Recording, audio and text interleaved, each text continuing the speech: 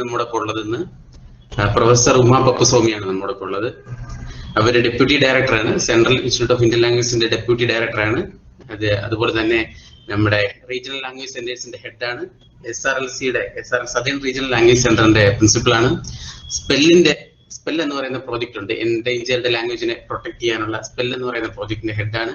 Publication ഡിപ്പാർട്ട്മെന്റിന്റെ ഹെഡാണ്. അങ്ങനെ ഒരേ സമയം ഒരുപാട് ചുമതലകൾ വഹിക്കുന്ന ഒരാളാണ് മാഡം. അപ്പോൾ അതുപോലെ തന്നെ അഡ്മിനിസ്ട്രേഷൻ പോലെ തന്നെ അക്കാഡമിക് ആയിട്ടും ഒരുപാട് കോൺട്രിബ്യൂഷൻ മാഡം നൽകിയിട്ടുണ്ട്. അവര് ഇന്ത്യൻ ലിംഗ്വിസ്റ്റിക്സിന്റെ ജേണൽ ഓഫ് ഇന്ത്യൻ ലിംഗ്വിസ്റ്റിക്സിന്റെ എഡിറ്ററാണ്.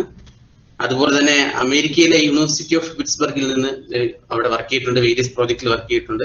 അതുപോലെ തന്നെ കമ്പ്യൂട്ടേഷൻ ലിംഗ്വിസ്റ്റിക്സ്, ലെക്സിയോഗ്രഫി, ലെസർ നോൺ ലാംഗ്വേജിനെ കുറിച്ചുള്ള സ്റ്റഡീസ്, ഇതിലെല്ലാം വളരെ ഫേമസ് ആണ് അവര്. അതുപോലെ തന്നെ നല്ലൊരു ഒറേറ്ററാണ്.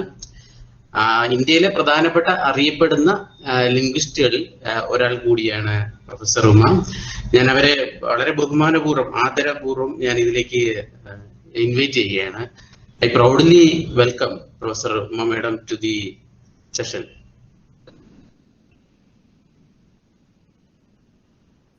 Thank you, Dr. Rakesh. I'm very happy to be with the Malayalam teachers. I believe all of them are teachers, right? Yes, madam. Yes, we are teachers. You are teachers. Okay, very good. And I have a close connection with you in two ways. One being a Indian. Second, I hail from Coimbatore. So, grew up in a multilingual environment with Palakkadu, just 40 minutes of driving distance from my place. So, it's so nice to be with my fellow cousins of the Dravidian family. I would like to talk today about language learning strategies. Of course, all of you are teachers and you are working and doing a lot on teaching, I believe, first language, right, in Navodaya. Do you do L1 or L3? I need to know the background. Hello? It is L3, madam, language, third language. So you're doing it as a third language? Yes. Is it for non-native speakers or native speakers? Both are there. So it's a mixed classroom. All right. Because yes. I would like to know the background first. And one request to all of you, I would like my classroom to be more interactive, because that is one of the best strategies in learning. So we begin with that first request, and that's the same thing I would like you to do in your classrooms also, a more interactive classroom. Maybe most of you are doing that. So I would like to now share my screen with you. Let us see.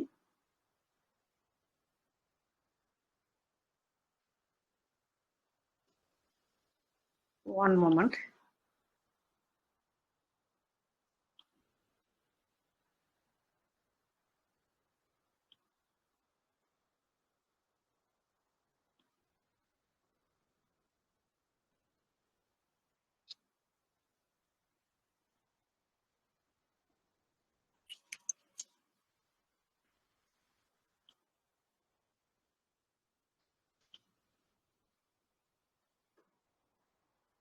Please let me know in one moment whether you can see my screen.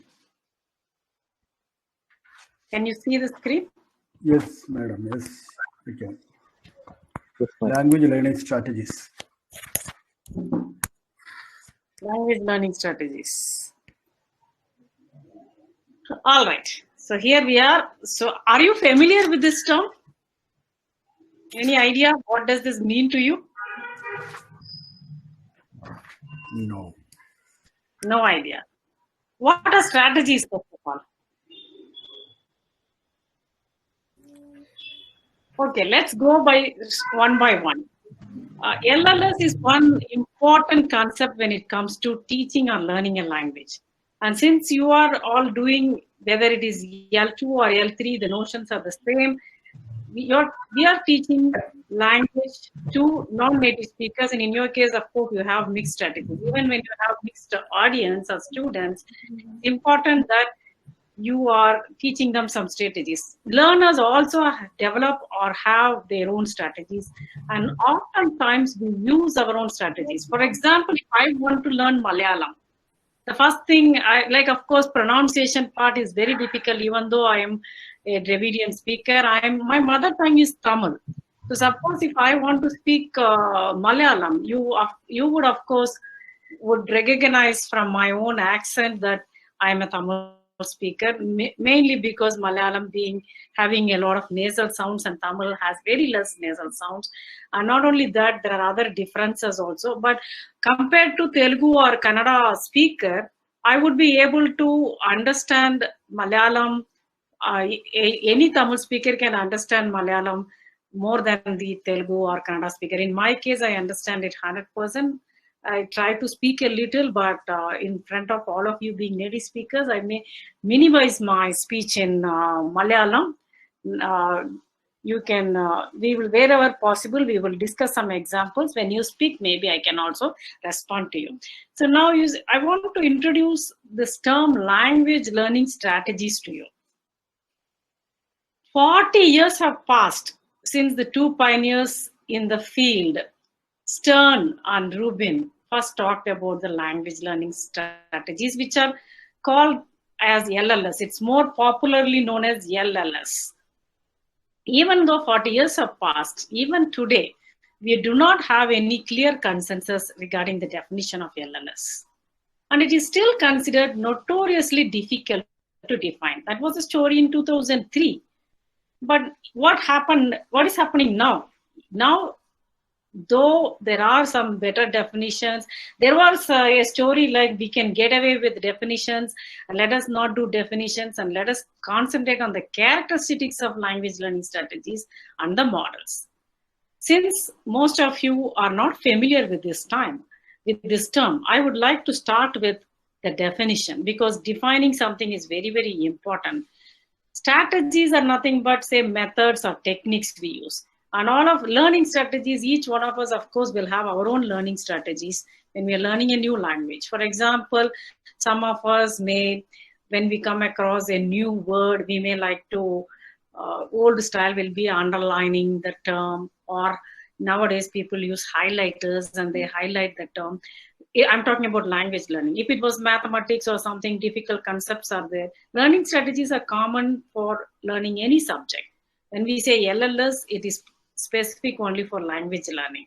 We have different strategies. Memorizing is one, or that is a bad strategy, but people do that. And then we also have planning and constructing our own knowledge regarding a particular vocabulary item and so on and so forth.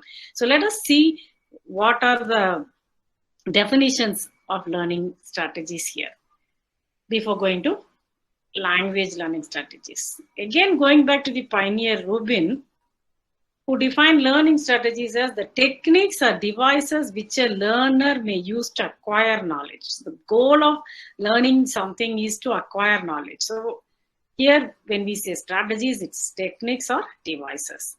Of course, there is a controversy. There have been a lot of controversies, as pointed out by Donnier and Shekan in 2003.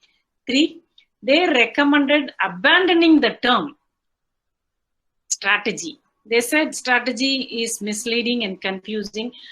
Why can't we use a more versatile term, self-regulation? Because it's a learner who is applying or using certain techniques. So that means a learner is self-regulating himself or herself to acquire knowledge. And what are the devices he or she uses for that? So that was one thought.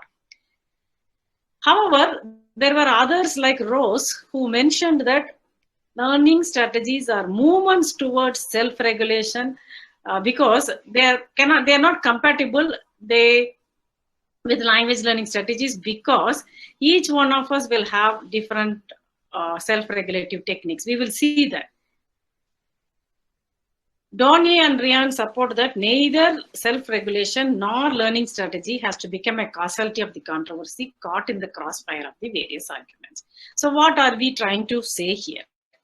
Can we get rid of the term strategies? It is not possible to get rid of the term, mainly because Each one of us are using it for a variety of purposes while acquiring knowledge. Oh, I don't know, something happened here. I will try to see, because I had put here definitions of language learning strategies. I hope the next slide is, I lost one moment. I'm just going to.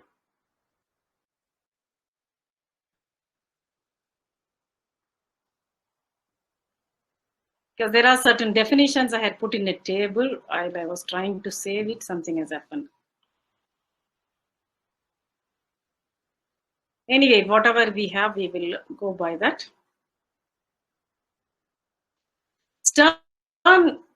Stern is one of the scholars who have defined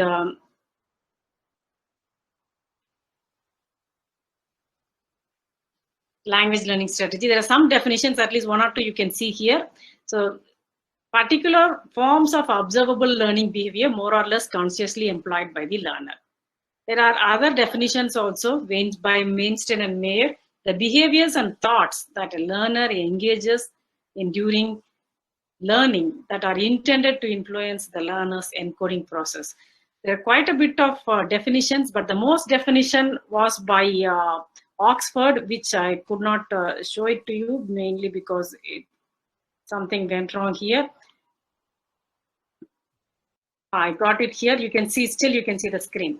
So Oxford 1990 is very popular in second language learning, especially in language teaching, the field of language teaching. Her full name is Rebecca Oxford. She defines LLS as the operations employed by the learner to aid the acquisition, storage, retrieval, and use of information.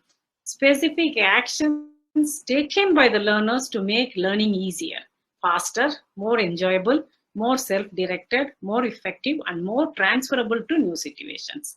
It's a very important definition. It is very simple. As you can see, the goal is to make the learning easier and also faster and more enjoyable too. There are other definitions by different people. You can see, I would like to read the other important group, O'Malley and Chemot.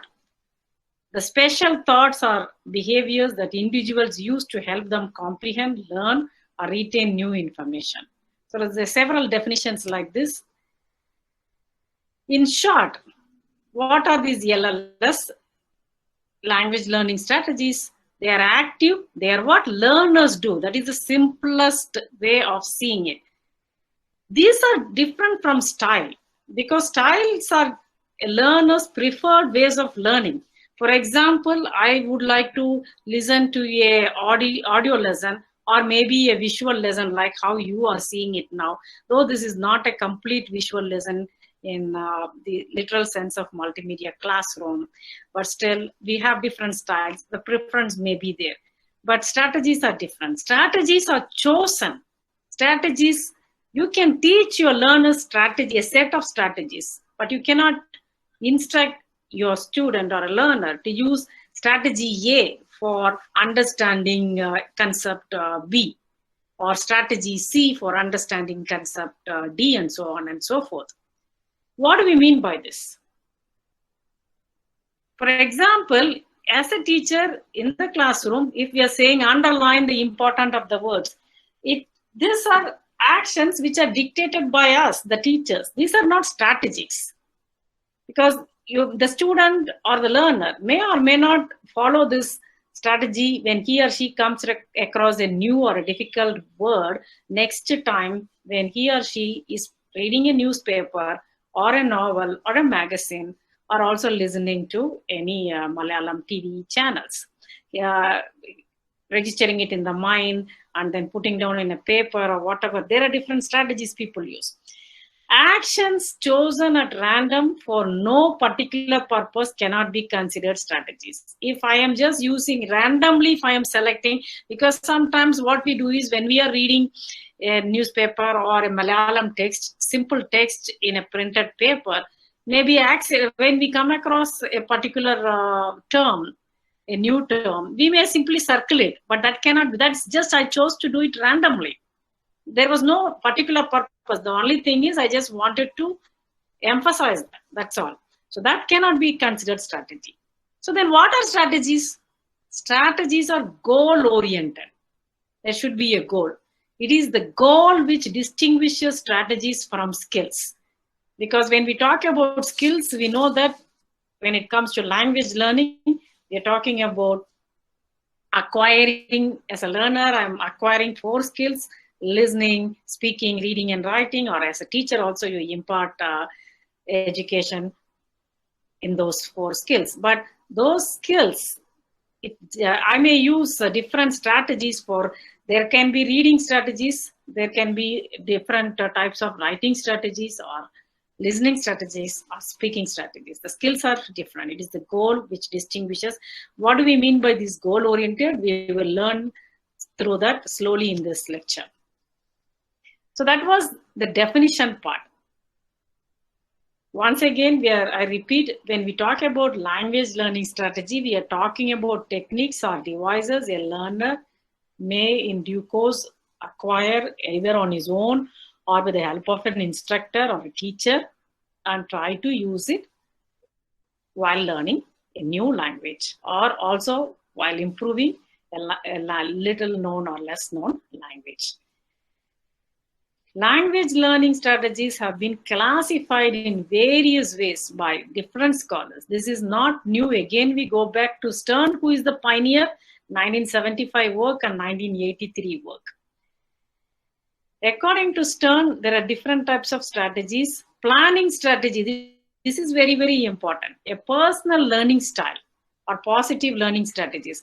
Now I have a request to all of you. I would like to know what strategy you as a learner in today's class, in my class, what style or what kind of strategy have you used? At the end of my talk, we can discuss about that. I would like to know what are the strategies you people are using when you are attending this online class, especially learning about language learning strategies.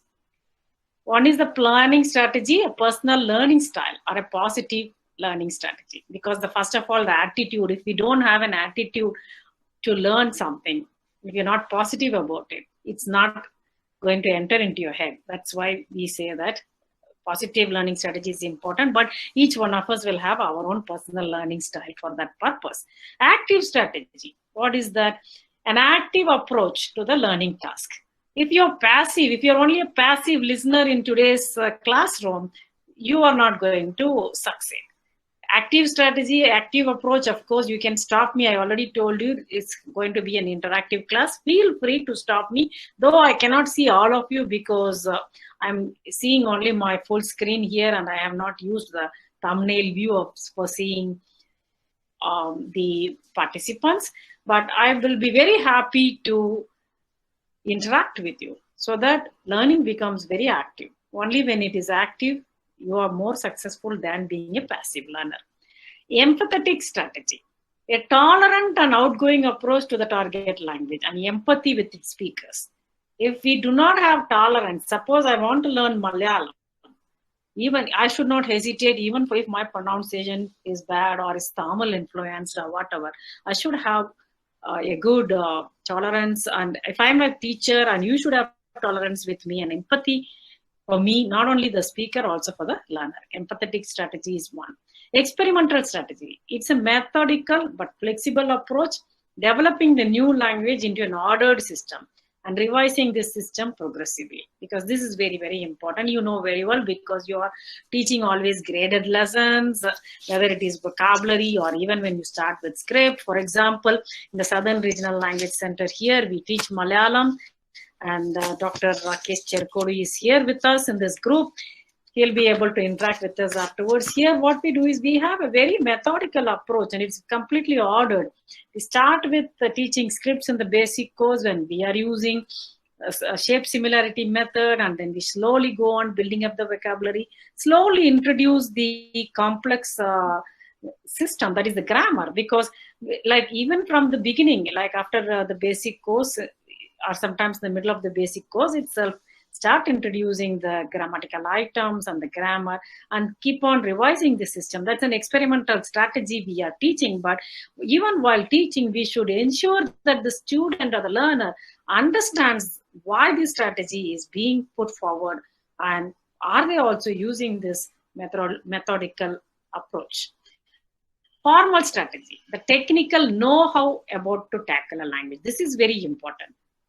Because, for example, if I want to use Malayalam, and I should know that Malayalam, even if I wanted to say vannu or avanu, vannu, aval vannu, nyan vannu. So, like you know very well, the moment we talk about Malayalam, there is no person, number, gender agreement, unlike other Dravidian languages. So, these are small technical tips. There could be other strategies also now about the grammar, or about the pronoun system, or about the agreement, or the tense also, how Malayalam functions. So it's important to see how a language should be used. So Stern has given more strategies. Semantic strategy. I believe this is something we all of us use, because when we talk about semantics, we are talking about meaning, constantly searching for meaning. Suppose I want to know what is suppose there is any difficult word is there, and I'm a learner. I have not come across this word. Then I want to search this word, and there could be more than one meaning for a particular word. So for example, the English word old, if I take, we will see that in Malayalam also. There could be more meanings for old. Can any one of you give me different meanings of old in Malayalam? One is aged. Malayalam, can you speak in Malayalam? Prayamayada, Parayada. Parayadu, first one, can you repeat the first one? Prayamayada, Prayam Jannada. Prayam is the age, and the Parayadu is the opposite of new, that is the old. So Parayadu, when you saw, then is there any other old? Is there anything, can anything else be old? Like old Stone Age. Purana. So yeah, so you have different, so constantly as a learner, I would like to apply semantic strategy, constantly searching for meaning so that I understand the meaning. A word is better known in its context. So that is, I would like, as a learner, I would also like to try to use the particular word. If I'm trying to use Parayadu, so where can I use Parayadu? Can I talk about my sister as Parayadu or like Chechi? I cannot say, right? So Palaya Chechi, can you say Palaya Chechi? No. Parayambatilla. So because why? Because you know very well, words are connected to each other, right? And in that particular context, I cannot use Palaya. Palaya here will not mean older, like a elder sister or whatever. So like the same, so that way you will be searching for meaning in its context, that is applying semantic strategy. This is one thing we should That yes. word, old Chechi, means Padaya Chechi, Murta, there is one more meaning. Yeah, Murta Chechi, or Chechi for the younger one. It's also old. Yes, thank you. So practice strategy. We should be willing to practice. People, sometimes what happens is most of us feel shy when we learn a new language because we are afraid others will laugh at us and we are not ready to practice it in front of others. But what happens during self-practice is we will miss our own errors. Chances are there that we do not know whether we are right. So it is important to practice. The willingness to practice should be there. In a classroom, the teachers should encourage this practice strategy to each and every one of the learners. Even if you have a classroom of 20, you should take time and see that main thing is, unless their pronunciation or even the grammar or whatever you are teaching, they have to practice. Otherwise, they will not be able to perform well, because competence and performance in a language comes only when you put it in real use. Communication strategy is the next strategy. Willingness to use the language in real communication. That's what I was telling you. I should use that if I'm going to market or somewhere, or if I'm talking to others, if I meet a Malayali speaker, I should. That's why I tell Rakesh knows that. I keep telling Anish in my SRLC center, in our center, my fellow colleague Anish, I keep telling him, why, please talk to me in Malayalam because I want to improve my Malayalam. So Rakesh uses only English to me, but I really wish Rakesh also can speak Malayalam with me, because that is important. When you use the language in real communication, you can improve. Monitoring strategy, self-monitoring and critical sensitivity to language use. This is very important. For many of us, when we come across words with, say, for example, polysyllabic words, like in other words, if you have a long word in Malayalam, if in a longish word in Malayalam, for example, you may invariantly have one or two nasals. It's difficult for other people to pronounce it. So it is important to keep on practicing it, monitor, self-monitor, and be sensitive to how you use the language.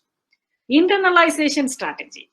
Developing the target language more and more as a separate reference system and learning to think in it, because that's very, very important. For example, the moment anywhere we think about when we go to Kerala, so, or when we think of a language spoken in Kerala, Malayalam, yes, then I have to use that, develop the language more and more in my own daily life and try to use, even if I want to say I want to drink tea. So how would you say, chaya? എനിക്ക് ചായ വേണം. എനിക്ക് ചായ വേണം. That is very simple and I love that because very, very simple. I want hot tea. എനിക്ക് ചൂടാണ്. എനിക്ക് ചൂട് ചായ വേണം. ചൂട് ചായ വേണം. Correct. Because that is okay. Tamil I would have said ചൂടാണ്.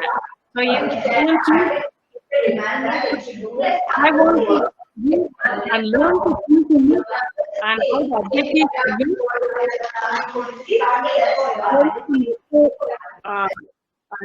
there is some echo. Please keep your mic muted, and when you want to speak to me and interact with the classroom, you can unmute it. So internalization strategy is very important because we have to learn to think in Malayalam. The moment you learn to think in Malayalam, you will be able to put the language in use.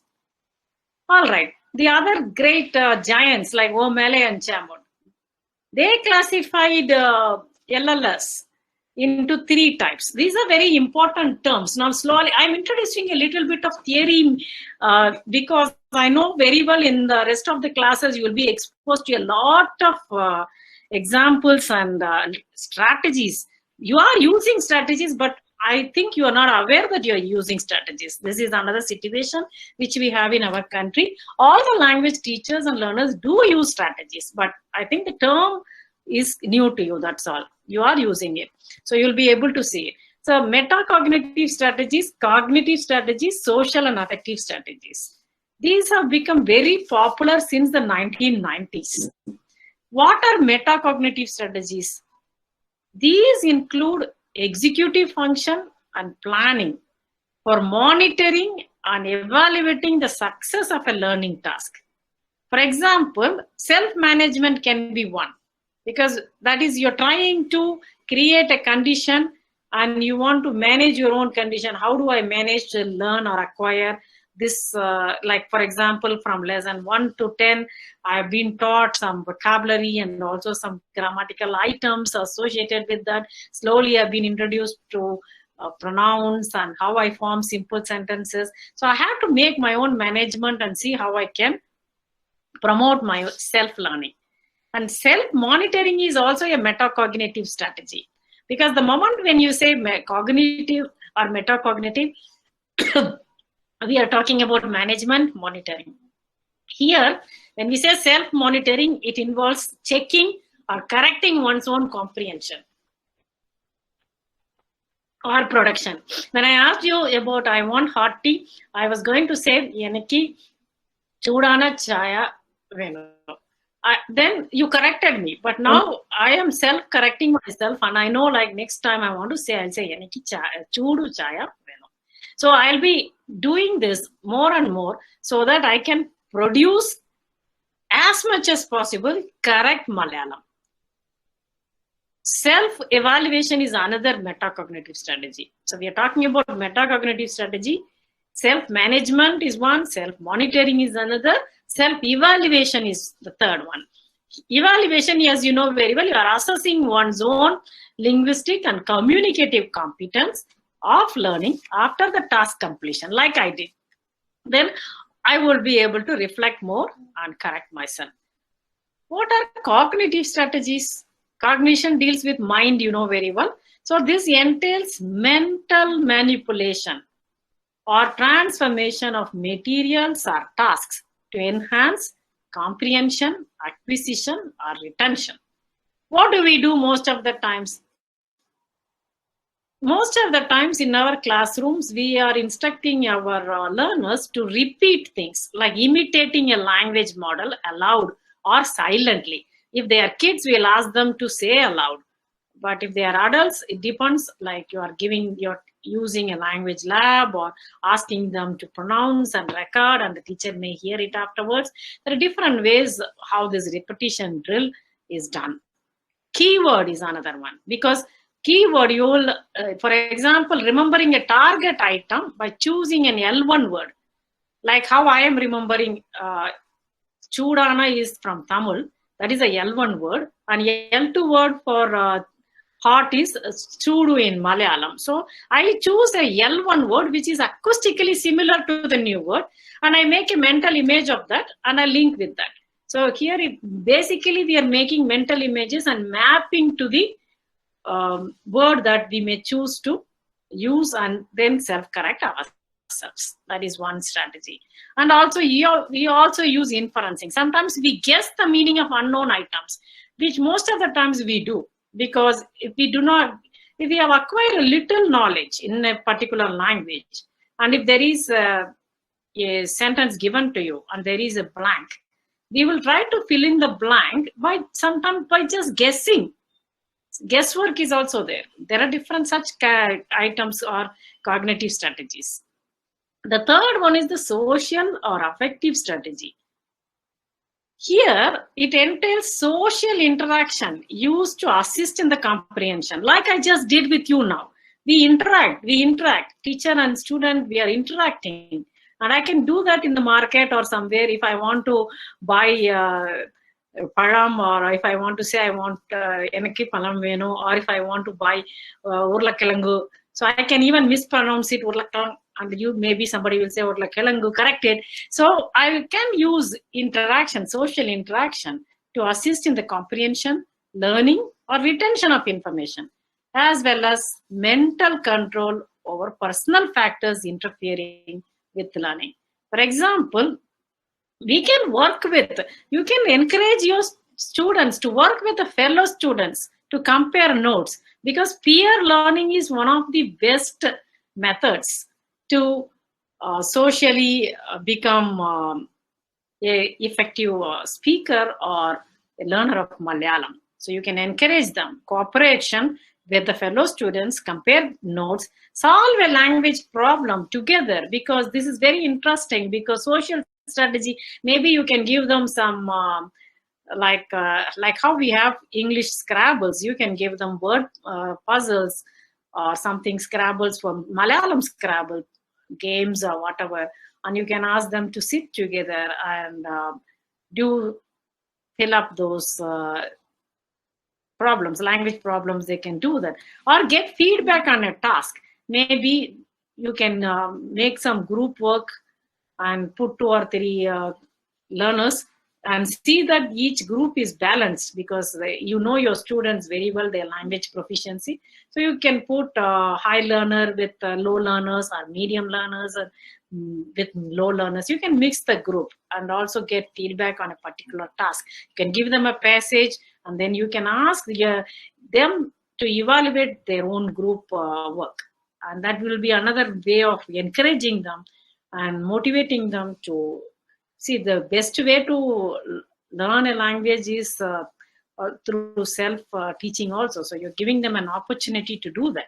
Explanation through examples, because anytime you give a particular, say, new word like adjective or a pronoun or negation, negative markers, you can ask them to make their own sentences or change the sentence and ask them to do as much of self-talking is important, because learning a new language does not come without self-talking. You have to self-talk, you have to re-listen to your own talks. Now in modern days, we of course have a lot of devices to record our own sentences, and you can listen to them and compare it with your teacher's pronunciation or other pronunciation you can come across in the cyberspace, and reassure yourself about your ability to perform a particular task, especially pronouncing a word, and you can make your statement. Then the next is by Oxford, 1990. I told you she's very, very popular. Right, for almost now 30 years, no one does second language teaching research without the basis of Oxford's work. This is the most comprehensive classification of LLS followed by many in the world.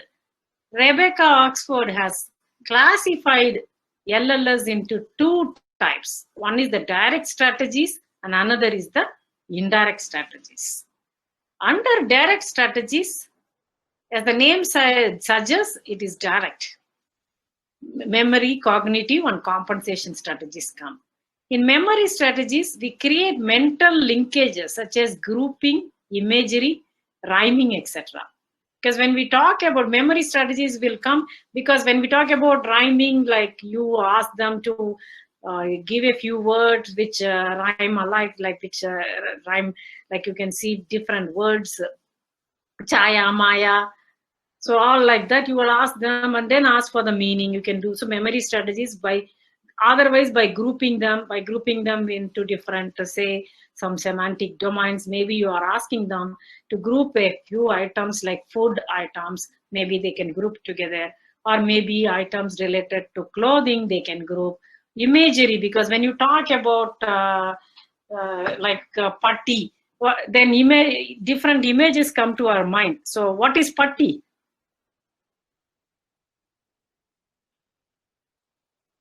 Hello? Dog. Okay, everybody can give me the meaning dog very easily. But when I ask you about the images, each one of us would have imagined a dog. Maybe you imagine a brown color dog. Somebody imagined a Pomeranian white color dog, or a very skinny brown dog, the street dog, so on and so forth. But almost all of us had imagined only dogs. Nobody imagined a cat when we talked about dog. Am I right? Yes, no. Yes. So this, because it is very important that image, the concept should be clear, and then you are using mental linkages like imagery. When you're talking about, you cannot show everything. That is not possible. You know very well. Like many of us have never seen rocket, but we all know how a rocket looks like. And you're trying to teach them through imagery also, like our ghost, for example. Your ghost may be different from my imagination of a ghost, but Dravidian ghosts have the same thing with a white sari or a white long dress, and like if it is a woman, the hair will be left out and walking around. But the same image will be different if you're talking about a ghost in America or Europe.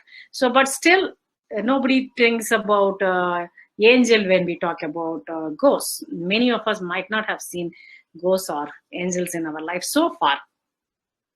Cognitive strategies, these are practicing such as reasoning, analyzing, summarizing, and general practicing. This I think all of us do. We always reason, because when we talk about cognition, again we are talking about mind. So here we are definitely reasoning, analyzing why a particular construction is like that, why, what is the word structure, how are words formed, or how are words inflected, how do I make plurals out of words, Like in Malayalam, it will be like kal, right? So when you have a word like param, parangal, so how do you make negation? Allah. So like I could analyze my own word structure and come out with some ideas as how the language works. Summarizing is another. When we read something, 2 pages, over a period of time, when we acquire knowledge, we try to summarize within 5 lines or 6 lines. I think this skill is another skill. This is also a skill. But it can, like certain skills can become strategies. Okay, certain skills can also become strategies, and general practicing is also a cognitive strategy. Compensation strategies. These are to compensate for limited knowledge, because I already mentioned about guessing intelligently. Guessing meaning from context in reading and listening. Because even if I'm not able to follow Malayalam properly, suppose if I know 5 words in a sentence which has 7 words, I'll be able to easily guess the remaining 2 words and I'll be able to read it. And the same when it comes to listening, I'll be able to comprehend what is being said. And also using synonyms and gestures to convey meaning. If I do not know the exact word, I can use the near equivalent or the similar word, a synonym, and or gestures. If I fail with verbal communication, I can use non-verbal communication to convey meaning when the precise expression is unknown. These are compensation strategies. Oftentimes this happens to us when we go to railway station or when we are in a market. For example, like just a month and a half back, I was in Thiruvananthapuram, and of course during this peak pandemic time, even during this peak pandemic time, we did visit Padmanabha temple. So while communicating to people in the temple, even with our own Malayalam, sometimes we could not find a particular word to convey what we wanted to say, we did use gestures. That, and of course, successful communication took place. So the LLS training model developed by Oxford has mainly 8 steps. Determining the learner's needs and the time available. That is the first strategy. Okay, before we come into this direct. So all these things, because I mentioned about direct strategies, I'm also going to talk about her indirect strategies, but she also tells us that there are 8 steps which you have to keep in mind while doing LLS, giving LLS training to your learners. One is to determine the needs of the learner and the time available. Select the strategies well, because it's very important what strategies are to be selected. Consider integration of strategy training, because where will we integrate strategy training? It has to be integrated in our coursework and in our textbooks. Consider motivational issues, because it's very important to motivate the learner. Prepare materials and activities. Conduct completely informed training. Evaluate strategy training and revise strategy training, because it's very, very important. These 7 steps are there. Of course, the 8th one is also you have to implement it as much as possible and provide instructions. Okay, so this is very important. We saw about direct strategies. Let us also look into the indirect strategies. Indirect strategies are grouped as follows. Metacognitive strategies. This involves centering or arranging, evaluating, learning, such as paying attention. You have to pay attention is what is being, suppose you're listening to a Malayalam news, you have to pay attention, or reading a piece of news item in a newspaper or a magazine, you have to pay attention. Consciously searching for practice opportunities. If we don't look for practice opportunities, like already we saw about metacognitive, self-monitoring and self-management is there. So it is very, very important that we search for practice opportunities.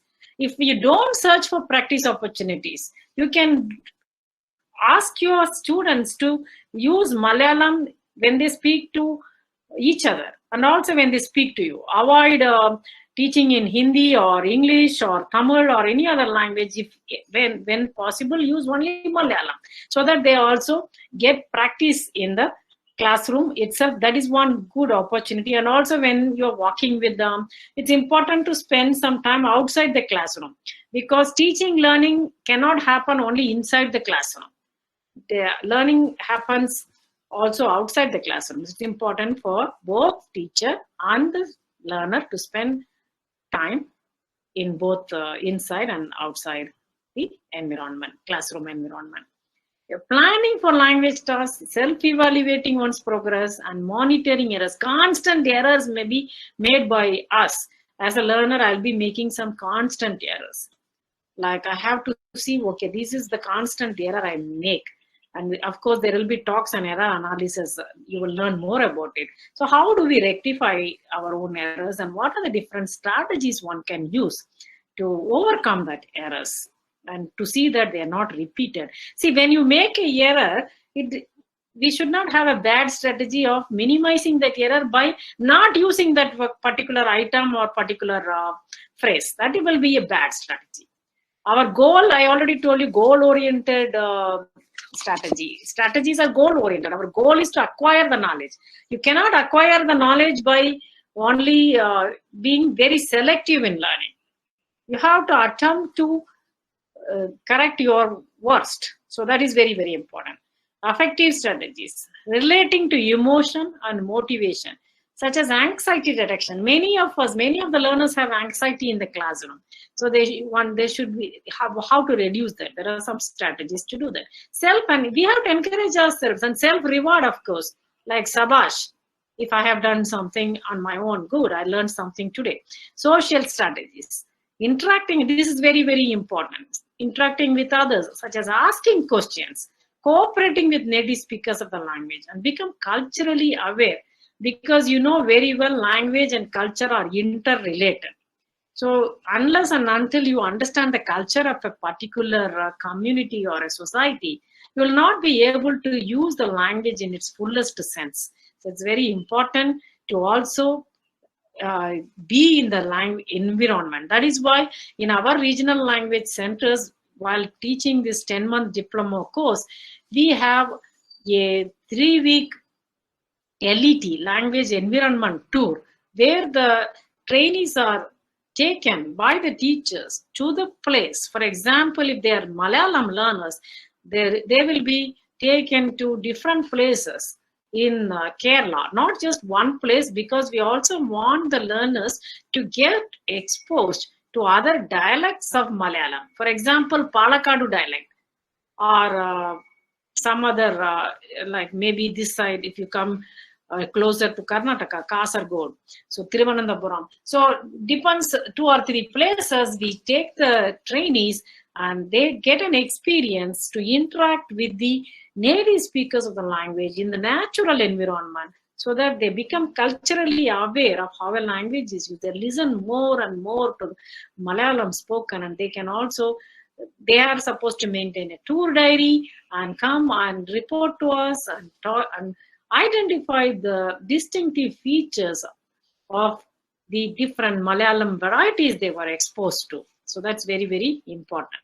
So can you, any one of you, give me at least one feature which is distinctive of Palakkadu variety of Malayalam compared to Thiruvananthapuram?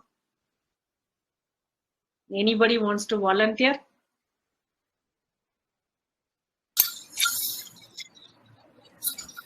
Madam, I can say something about Thiruvananthapuram language. Thiruvananthapuram language, I can say something about it. Like, I can't come about that Trivandrum and Palakkad languages. Okay, any two Malayalam varieties. You can tell Malayalam, you can speak in Malayalam. I understand 100%. I can also speak a little. If it is Thiruvananthapuram Malayalam, Yendarappi. അങ്ങനെ ചോദിക്കാറുണ്ട്. എന്തരപ്പി. എന്തരപ്പി means എന്താണ് കുട്ടി എന്താണ്. Therapy, എന്താണ് കുട്ടി. Appi means കുട്ടി there. Yeah. So എന്താണ് കുട്ടി will be to a female, right?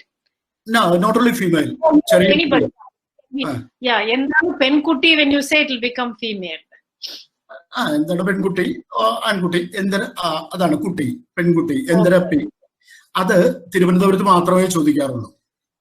Oh, okay, interesting. So Yendarappi, that they use Yendarappi.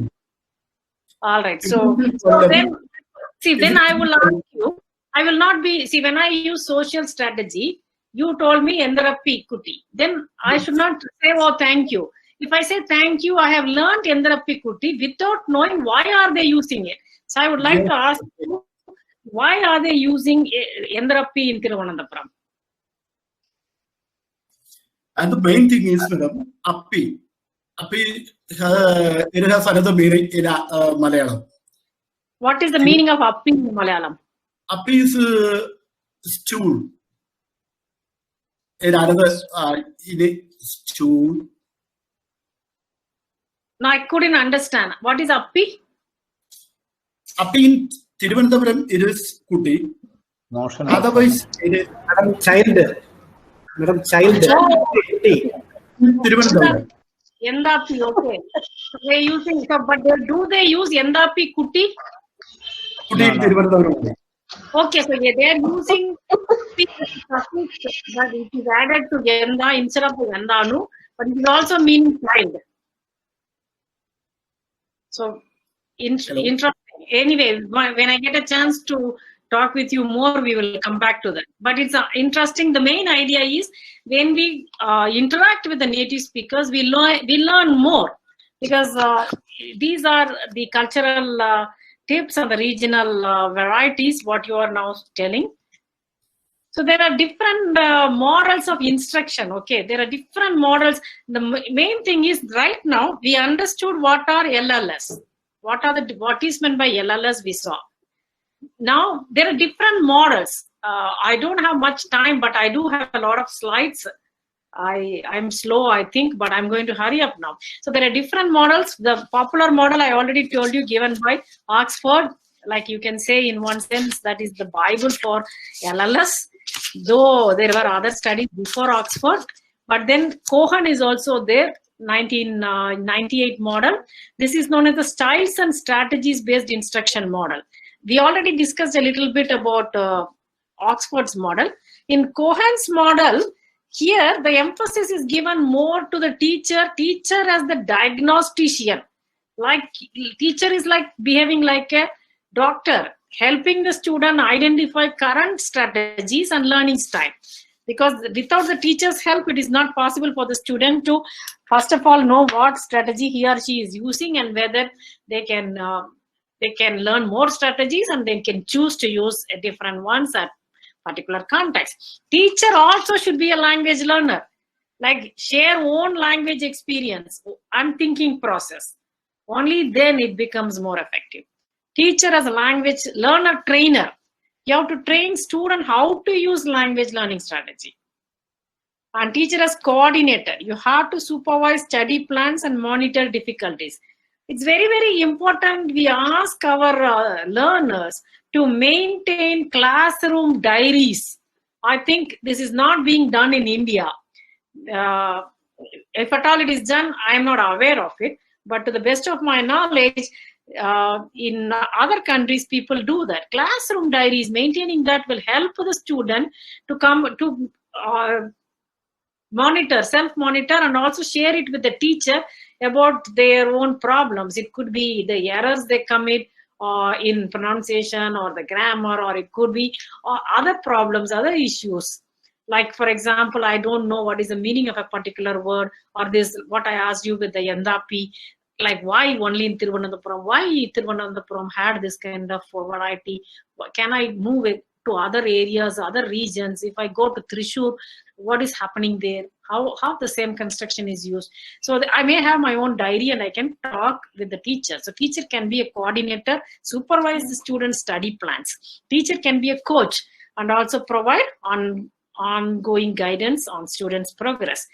There are other models like CAMOD 1999 and 2005. I think some of you are familiar with this model, which is also very popular. It is called as the CALA model, Cognitive Academic Language Learning Approach. Here, it is a recursive than linear, because teachers and students always have the option of revisiting prayer in instructional phases as needed. This has attained more popularity and acceptability among the different LLS researchers and language teachers across the world. Here you have different steps. 6 steps are there. Preparation is one. The teacher have to identify the current language learning strategies of the student. Presentation is another. Teacher has to present the different models. Practice is the third. Self-evaluation, expansion, and assessment is the next one. The other models, since I don't have much time, I will not go deeper into this. These are also models available. The last one, what I put here, Makarov's model, this is called as learner strategies training cycle. In this training cycle here, this is very important. Here, emphasis is on scaffolding of strategies. Once the learners are habituated with the new strategies, the scaffolding is released gradually. First of all, you raise the awareness of the students. Then you ask them to explore the possible strategies available. Then the teacher can model, combine strategies, ask them to apply strategies with scaffolded support, initial evaluation, gradual removal of scaffolding, evaluation of students first, and then by teacher, and then monitoring strategy use and rewarding effect. So I would like to go a little bit into some of the strategies which people can use for learning Malayalam. This one is based on Oxford 1990s. I will also, if time permits, go a little bit into the 2011 SR model also. Memory strategies, I'm going to be a little bit faster here. I think of relationships between what I already know and new things I learn in Malayalam. This is memory strategy. Like you have to ask the student, these are some examples, these are some of the memory strategies. You can show this to your student and ask, do you use any such strategy? Or these are the available possible strategies. Do you use it or what do you do?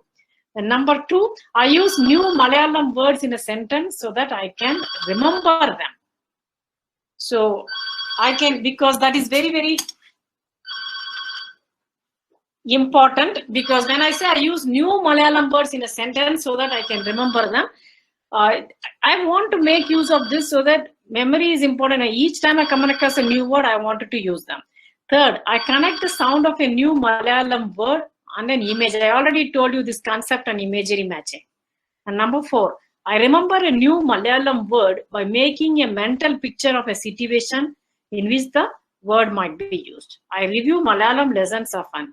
I remember new Malayalam words or phrases by remembering the location. This one, like maybe in a particular page, I saw a new word, or on a board or on a street sign. You know that when we talk about linguistic landscaping, when we go into Kerala, we will see in almost all places, definitely you are going to see signs in Malayalam. So maybe you will see a street sign and you say, I remember seeing this new word, but I cannot understand what it is. So one is the memory strategy.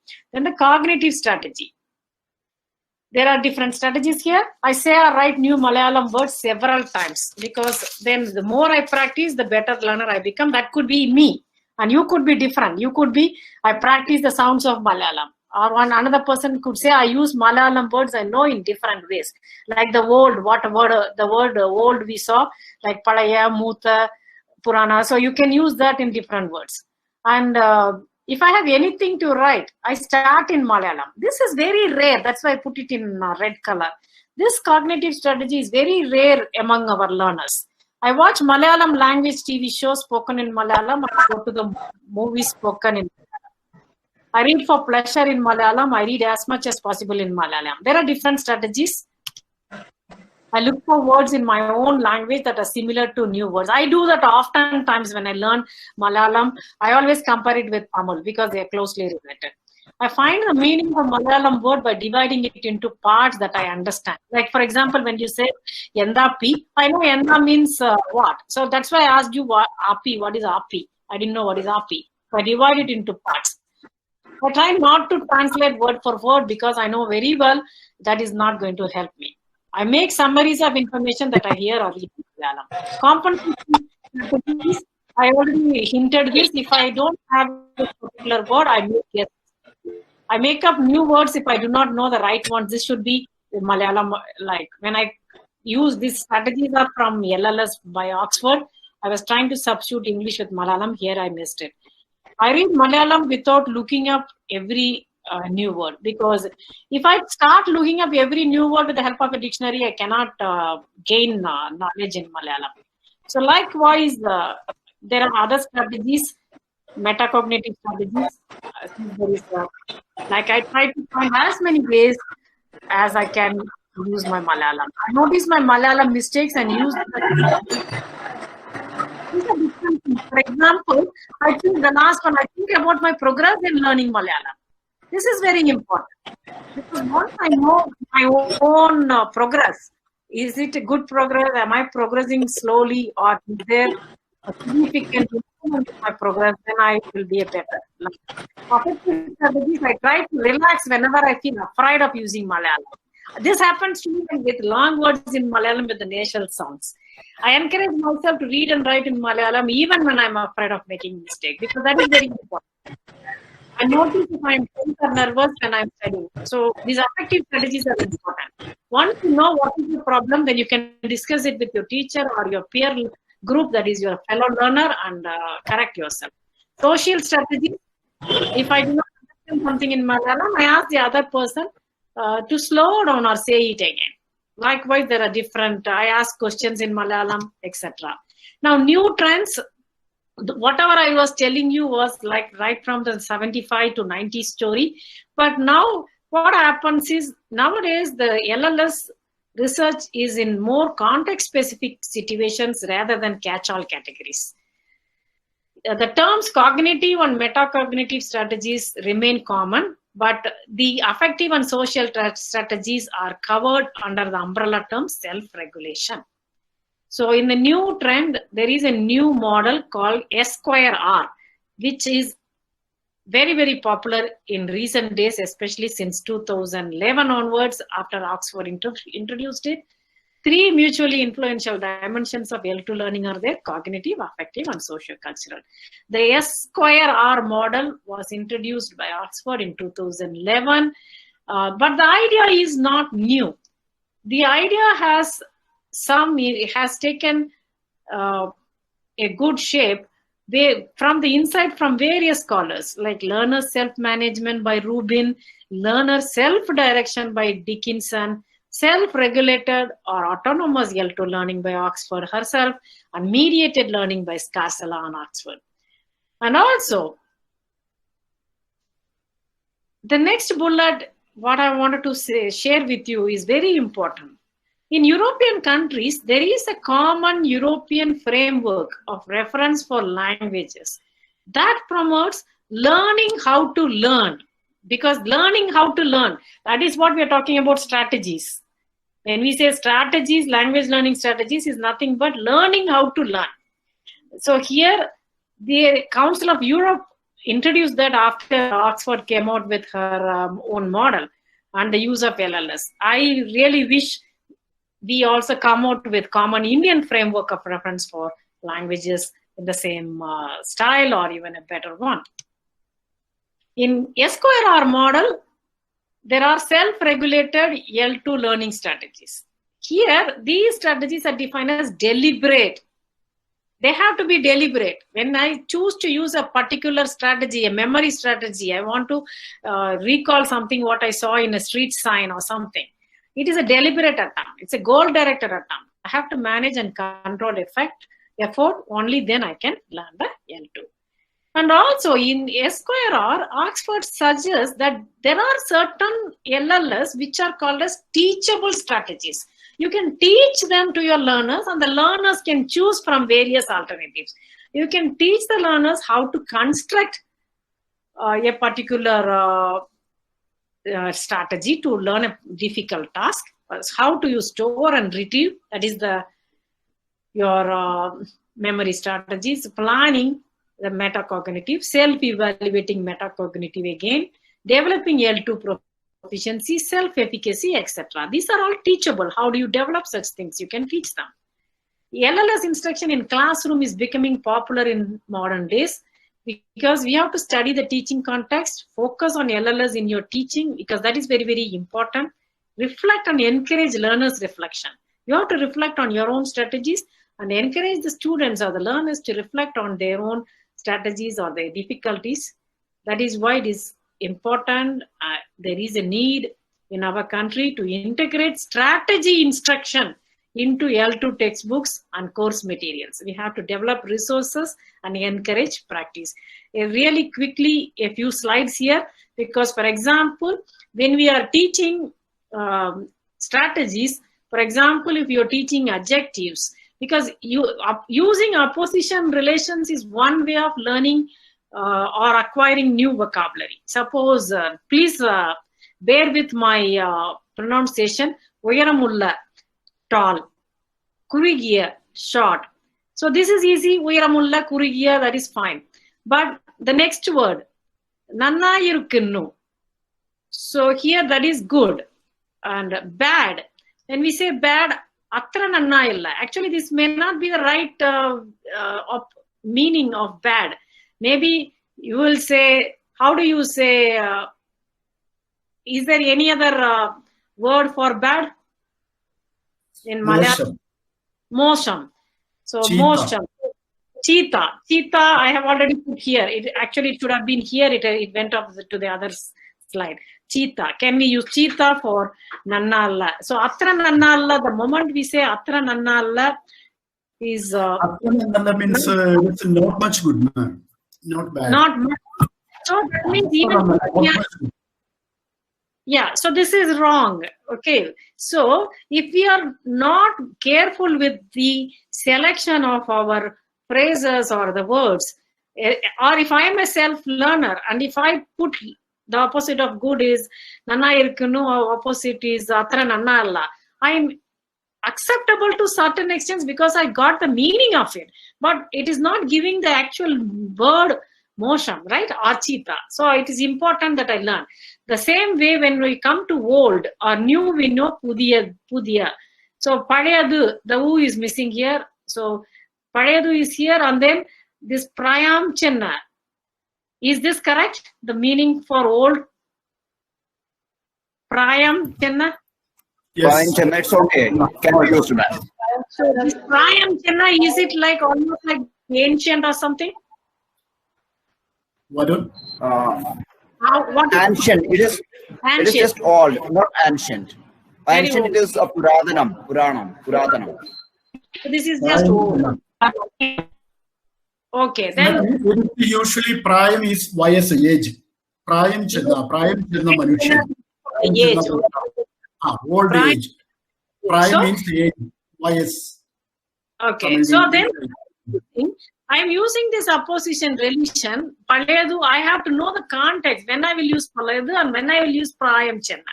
Unless I know the difference, I will not be able to understand the difference in meanings of this. So, and I also will not be able to use it properly. The same with this tetra. Tetra is wrong, but there could be another meaning for another word for tetra, right? Actually, it is not a tetra. It is tette. Tetru, okay. Tette, Malayalam. Tette. Tette means wrong. Tette, Wrong. Cherry. So cherry is correct, right? Cherry. Cherry. So there are certain things. So like you're correcting me, you see. So like where there is a mistake, like I am seeing there is a mistake and I have to make a diary and use the opposition relations to understand. This is using the semantic strategy. That is one of the things. And also to frame sentences also. Ee pustakam pudiyadano palayadano. Then I understand here palayadu is in the context of the old, in the construct, not the age, but old in the quality. Palaya pustakam. Yes. So pudiyadano palayadano. Here I'm using both. The next one, avan. Can you read this? Avan minnekal. Ilayadano, Murtadano. Younger or elder? Younger or elder? Older. So here I come across another word, muta.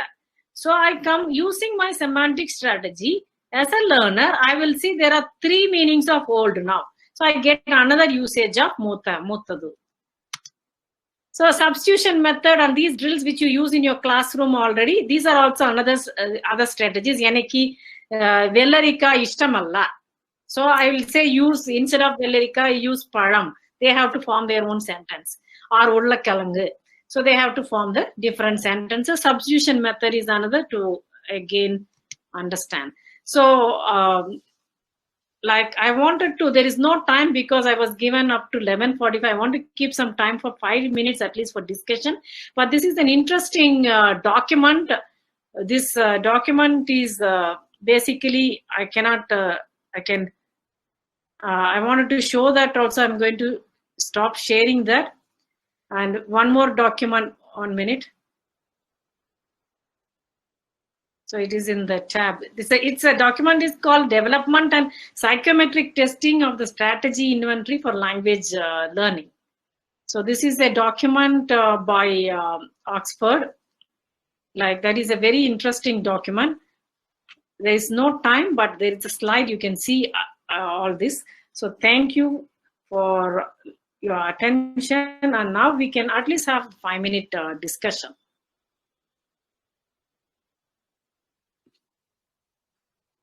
Yes, please. Just feel free. Like I told you, learning something. Now, first of all, what strategy did you use in my class now for acquiring knowledge about LLS? Anybody wants to say?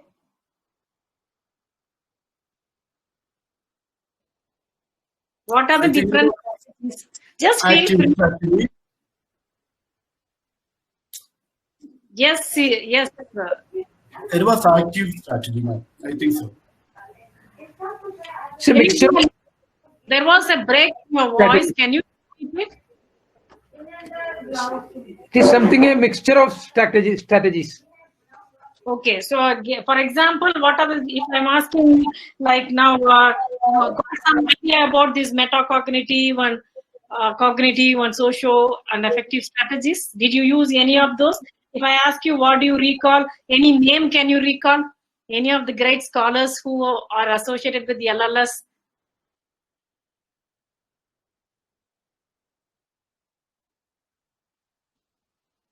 Any one name of the scholar? Anybody? Third. Stern. Okay, very good. And the most popular one? I kept on telling her name many times. Oxford.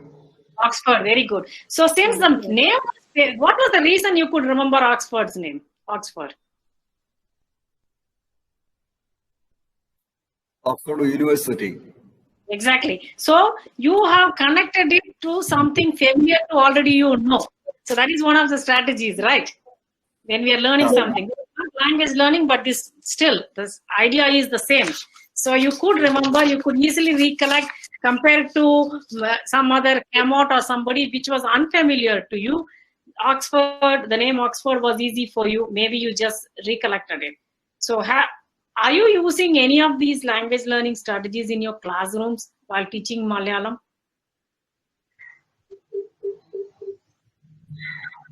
Or what is your idea about this? You can also ask questions about the lecture, but I'm just interacting with you to begin with. We are using it without knowing these terms. Exactly. That's what I told you. Because as a teacher, definitely you will be using all this, right? Because all of us are using metacognitive, cognitive, social affective strategies. You'll be using it. The only thing is, are you teaching these strategies explicitly to your students? Actually, we are not categorizing into such names. We use all these terms. We use all these strategies, memorizing, grouping, everything is there. Okay. And do you monitor? Do you ask them to self-monitor? Do you ask them to self-monitor or self-evaluate or self-manage their learning patterns? Yes, we used to these practices. We make groups of the students and we monitor all the works, and we asked the students to memorize what they have learned in group works. They are doing all these practices. Okay. But we are not using such terms for these strategies. All That is the right. main theoretical part. Have you done, like, I'm only asking you a simple question. Have you done a comparison between what strategies they were using in learning a language before they started learning something with you? In other words, before they came to your classroom, they would have used certain strategies, right? Did you ask them to tell them what are the strategies they used before they took your class? And then Memorizing. they were only memorizing. Memorizing also is a strategy we are considering, because in small classes, some poems also we are giving to memorize. So we are memorizing so many beautiful poems, and it may help them to improve their language. Okay, but do you ask them to use semantic strategy? Because mere memorization will not make them a good speaker or an efficient speaker of Malayalam, right? Until they put their language in use. What are the strategies you ask them to do? Like scaffolding slowly, gradual scaffolding. In the beginning you said memorizing because poetry is there. You can speak in Malayalam also. Feel free to speak. Important is you speak and you interact. Don't feel shy, because you have to speak your own views, and you let me know. See, you are giving some strategies. Okay, you are asking them to memorize the poetry. And what happens with the difficult words in the poetry? What strategy they use? Actually, we give them to guess the meanings from the context. From the immediate context, what meaning they will get. We are asking them. All Known right. to unknown, that is one thing. So are you asking them to guess the words? Yeah, guess the meaning of the new words. Connecting to their previous knowledge. All right. So that is one strategy you're using. How about, see, now suppose they come up, are they using any cognitive strategy? Like, for example, are they remembering any word from using an L1 item? For example, in Tamil, there is a Tamil learner in your class or a Hindi speaker in your class. Like the word motion you said. From Sanskrit, they use some words. From So Hindi they language, from Sanskrit, they associate the meaning with the other languages sometimes. So these are the strategies. Have you found out how you are exposing them to different strategies? Have you found out over the time, maybe how many months they study Malayalam with you? Excuse me, madam? How long is your course? Is it 1 year course or 10 months? What is the duration of your Malayalam course? It's 1 year. 1 year. Yes. So in this 1 year, have you different strategies? What you teaching them? What have they adopted and how they are doing? So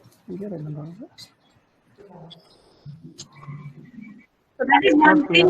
That is one thing you are asking them to do. Keeping diaries in the classroom. Definitely, it will help not only the learners, the teachers, because we can also see that these are the strategies they are using to solve a particular language problem, what they may be facing.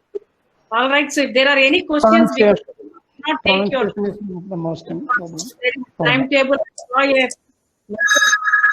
Saying that so if there is any other question, I'm very happy to take it.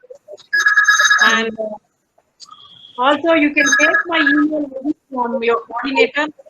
Please interact with me if you have any interactions, and if you also want some reading materials about this or this questionnaires, what people are using for strategies, I will be very happy to share it with you. Thank you, madam. Thank you, madam. Yeah, any questions? Is there any question? Is there any question? No, sir. No, sir. Okay. So I think it is time to thank Professor Dr. Uma Pappuswamy. Madam, it was such an interesting talk, and I was listening while also attending to other work as well. And I'm sure that it is going to benefit these teachers a lot. And you please also share. Yeah, I will be sharing your PowerPoint presentation with them after receiving from you. And thank you so much for being with us. Thank you so much, madam. Thank you, Dr. Pankaj Dwivedi and Dr. Rakesh Cherukkodu and all the participants. So Have a wonderful day and let the course be successful for you.